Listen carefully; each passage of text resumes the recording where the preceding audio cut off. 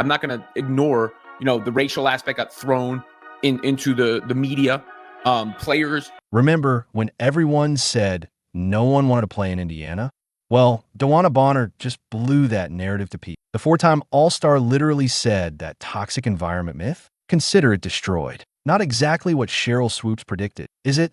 Bonner didn't just sign with the Fever. She chose them specifically to play with Caitlin Clark and this young core. That's a championship veteran with the most playoff experience in WNBA history, picking Indiana as her destination. Still think nobody wants to play there. Did you hear what Shereyl Swoops did to the Indiana Fever?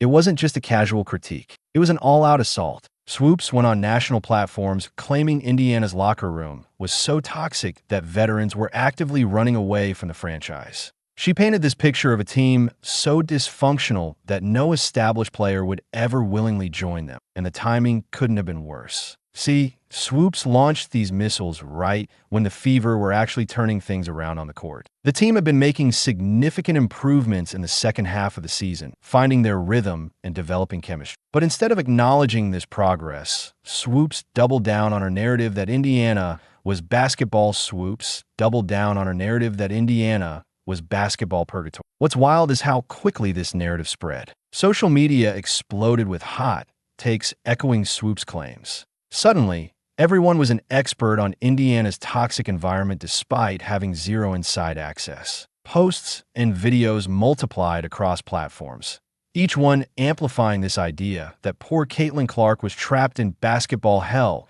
with no hope of escape. The conversation shifted from the Fever's actual improvement to this manufactured drama about how miserable everyone must be. Think about the timing here. Just as the Fever were building genuine momentum, just as fans were getting excited about the team's future, Swoops drops this bomb that undermines everything positive happening in Indiana. While the team was actually growing their fan base and improving their performance, the narrative being pushed was completely disconnected from reality. The whole situation was begging for someone to step up and challenge this baseless claim.